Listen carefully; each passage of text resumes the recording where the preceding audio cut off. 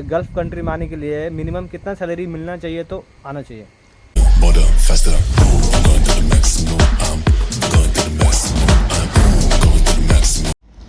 Hello guys, तो welcome back to my YouTube channel. तो मेरे थंबनेल से आप लोगों को समझ में आ ही गया होगा कि किस टॉपिक पे बात चलने वाला है। तो अगर आप लोग को उस चीज़ में इंटरेस्ट है तो प्लीज़ वीडियो में बने रहें। अगर चैनल पे मेरे नए आए तो प्लीज़ सब्सक्राइब करके बेल आइकन दबा दें कि मेरे आगे की जितनी भी अपडेट्स आएगी आपको मिलती रहेगी। और चलिए तो टॉपिक शुरू करते हैं। मैं जब आया था गल्फ़ कंट्री में तो मैं भी फ्रेशर आया था। मैं कितने सैलरी पे आना चाहिए उसके लिए क्या है कि मेरे जो एक राजू भाई है वो आपको इसका अच्छा एक्सप्लेन करेंगे, क्योंकि उनका एक्सपीरियंस गल्फ़ कंट्री में 8 साल से 10 साल है शायद। तो वो बहुत सारी कंट्री घूम चुके हैं। तो अगर वो बताएंगे तो आपके लिए ज़्यादा अच्छा रहेगा। मैं बताऊंगा तो आप लोग लाइट लोगे, वो बताएंगे तो ज़्यादा अच्छा रहेगा कि वो अच्छा एक्सप्लेन करेंगे अपने ज़िंदगी के बारे में, वो कैसे कैसे बाहर आए, क्या किया नहीं किया। तो उसके लिए वीडियो पे बने रहें। आ चुके हैं, ये आपको अपना एक्सप्लेन करेंगे कि क्या आना है, कितना सैलरी पे आना है और कितना सैलरी आपके लिए सूटेबल रहेगा गल्फ़ कंट्री में, और क्लाइंट आपको देगा उतना आपको देगा अगर आप बार्गेनिंग करेंगे तो। देखो। हाय दोस्तों, कैसे हैं आप लोग? आई होप अच्छा ही होंगे आप लोग। तो हमारे ये भाई साहब अजीम ने बताया कि इधर गल्फ़ आने से कैसा क्या कितना अच्छा रहेगा, तो फ्रेशर लोग के लिए क्या फ़ायदा होता है आना, इसके बारे में हम आप लोग को कुछ बता देंगे। तो बताना यही है मेन पॉइंट कि फ़र्स्ट तो ये होता है कि वहाँ पे इंडिया में कुछ लोग ऐसा इंटरव्यू डालते हैं, क्लाइंट एजेंट के थ्रू डाल देते हैं, जिनका उनको कॉस्ट भी बहुत गिरता है। और सेकेंड नंबर ये होता है कि कम से कम सैलरी में चले जाते हैं वो। लेकिन मैं उसके लिए एक आपको बेहतर आइडिया दूंगा। आइडिया ये है मेरा कि इंडिया में असाइनमेंट पेपर निकलता है, न्यूज़पेपर, उसके थ्रू आप चाहे तो कोई भी ऑफिस को फाइंड कर सकते हैं। फिर आप वहाँ जाके इंटरव्यू दे सकते हो और चाहे तो आप अच्छे से अच्छे सैलरी में आने की कोशिश करेंगे। ऐसा है कि मे बी अगर आप कुछ इलेक्ट्रिकल फील्ड से हैं तो इलेक्ट्रीशियन है, किसी का 5 साल 10 साल ऐसा एक्सपीरियंस होता है, तो वो कम से कम समझिए अगर ओमान है तो वो 120-30 की सैलरी में चले आते हैं, जबकि वो अच्छा नहीं है। मेरे हिसाब से इलेक्ट्रीशियन का सैलरी तकरीबन 180 से 200 रियाल सैलरी होना चाहिए। तो इसके लिए आप चाहे तो अच्छी कंपनी की इंटरव्यू आए उसी में आप इंटरव्यू मारो। जैसे यहाँ पे जेनेटको है, ओस्को है, ओनिक कंपनी है, ऐसे बहुत सारी बड़ी बड़ी कंपनी है। ऐसे में अगर आप इंटरव्यू डालते हैं, इनकी फैसिलिटीज़ भी बहुत अच्छी होती है, ट्रेवल अकोमोडेशन ये सब टोटली अच्छी रहती है।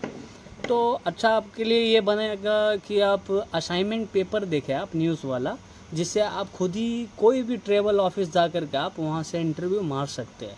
वहाँ से मारेंगे तो इससे क्या होगा, आपको कॉस्ट भी कम आएगा, तकरीबन 45,000 से 55,000 तक आएगा। ऐसा एजेंट को अगर पकड़ कर आप काम कराते हैं तो उसमें क्या होता है, आपका 80,000 90,000 रुपीज़ तकरीबन खर्च हो जाता है, जिससे कि आपको तो 90,000 1 लाख तो 1 ईयर समथिंग काम करके पूरा कंप्लीट होगा जाके वो। तो ऐसा नहीं है। असाइनमेंट पेपर आप लोग न्यूज़पेपर देखें, न्यूज़पेपर में पर डे वैकेंसी निकलता है, लेकिन न्यूज़पेपर में आपको बता दूं कि 2 दिन निकलता है, एक सैटरडे को निकलता है और एक वेडनेसडे को निकलता है। तो ये 2 दिन में आप चेक करके आप चाहे तो उधर से जाके इंटरव्यू मार सकते हैं। जैसे दुबई कंट्री में ऑलरेडी जा चुका हूँ, वहाँ से अभी मैं फिर ओमान आया हूँ। तो दुबई में जाएंगे तो इलेक्ट्रिकल का सैलरी है 2200-2300 सैलरी है, दरहम में आता है वो, 2200 से 2300 दरहम की सैलरी आता है। तो इतना सैलरी में जाए तो मेरे लिए अच्छा है। और रह गया फ्रेशर है, तो आप ऐसा मत सोचो कि मैं फ्रेशर हूँ, मैं कम सैलरी में भी चले जा रहा हूँ, फर्स्ट टाइम मुझे एक्सपीरियंस हो जाएगा, फिर उसके बाद मैं नेक्स्ट टाइम जाऊँगा तो अच्छे सैलरी पे जाऊँगा, ऐसा कुछ भी नहीं है। फ्रेशर भी अच्छा इंटरव्यू अगर निकाल ले रहा है तो उसकी सैलरी भी अच्छी होती है। और दूसरा नंबर बात ये है कि आप लोग कुछ ऐसे मेरे भाई लोग हैं जो कि इंडिया में ही वो हेल्पर का काम करना शुरू कर देते हैं, सोचते हैं पहले यहाँ पे थोड़ा टेक्नीशियन हो जाएंगे, उसके बाद किधर गल्फ़ कंट्री के लिए मैं ट्राई मारूंगा। लेकिन एक्चुअली ऐसा नहीं है। आप वहाँ पे भी अगर करते हो वो भी ठीक है, लगभग मेरे हिसाब से अगर मेरा ओपिनियन पूछे तो ये अच्छा नहीं है। आप चाहे तो गल्फ़ में ही आके वही चीज़ कर सकते हैं, जिससे आपकी सैलरी भी ज़्यादा होगी। हेल्पर की सैलरी इंडिया में क्या कुछ भी नहीं है यार। यहाँ पर आप आते असिस्टेंट हेल्पर के पोस्ट पे आते हैं तो आपको तकरीबन यहाँ पे अगर दुबई जा रहे हैं तो आपको 1400-1500 दरहम भी सैलरी मिलता है, साथ में आपको काम भी सीखने को मिल जाता है, जिससे कि आप, और यहाँ पे क्या है, दुबई में आप काम सीखना चाहें तो उसमें बेहतर होता है, क्योंकि ये यहाँ पे थोड़ा टेक्नोलॉजी हाई है, यहाँ पर का टूल्स व्हील्स जितना है ये सब अलग अलग हम लोग यूज़ करते हैं। तो ऐसा आपको काम सीखने में भी थोड़ा जल्दी हो जाएगा। जो आप इंडिया में 3 साल 4 साल लगेगा आपको सीखने के लिए, वो आप दुबई में कोई एक प्रोजेक्ट मिल गया या मेंटेनेंस मिल गया, 2-3 साल में लगभग आप कंप्लीटली ऐसा है कि आप काम करने जैसा सीख सकते हैं। और फिर चाहे तो आप वहाँ से फिर कंपनी छोड़ के दूसरी कंपनी फाइंड करें आप उसके बाद, तो फिर आपकी सैलरी भी अच्छी हो जाएगी, 2000-2500 के प्लस सैलरी हो जाएगी उसके बाद। तो मेरे हिसाब से आप ऐसा करें, तो मेरा एक्सपीरियंस ऐसा बताता है। बाकी और भी इससे भी अच्छे अच्छे तरीक़ाएँ भी है, लेकिन फ़िलहाल मैं तो ये कहूँगा आप चाहे तो ये वाला भी आइडिया ट्राई कर सकते हैं। ठीक। तो गाइस ये था हमारे राजू भाई का जो भी एक्सपीरियंस था उन्होंने शेयर कर दिया। अब आप लोगों को देखना है कि इसमें अगर आप लोग को अच्छा लगता है तो आप लोग करो, नहीं तो आप, जैसे इन्होंने कहा कि आप वहाँ पेपर निकलता है तो वहाँ पे आप जाके ट्राई कर सकते हो। जी जी। लेकिन फर्स्ट टाइम में गल्फ़ कंट्री में आने के लिए मिनिमम कितना सैलरी मिलना चाहिए तो आना चाहिए?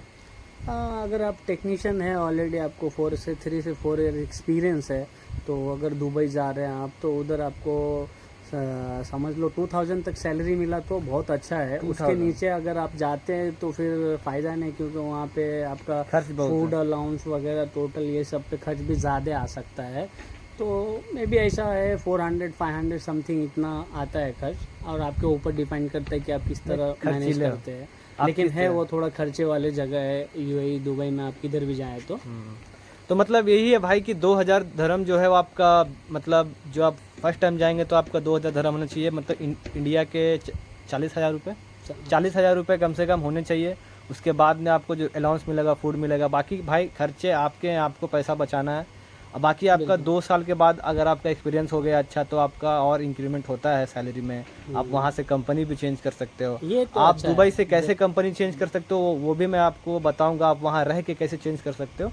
इसके लिए मैं एक और वीडियो बनाऊंगा, लेकिन तब तक के लिए शायद हमारा इतना आपको वीडियो जो इन्फॉर्मेशन दिया शायद आप लोगों के लिए काम आ जाए। तो आप लोग अगर अच्छा लगे तो प्लीज़ लाइक करना, सब्सक्राइब कर देना भाई, शेयर ज़रूर कर देना।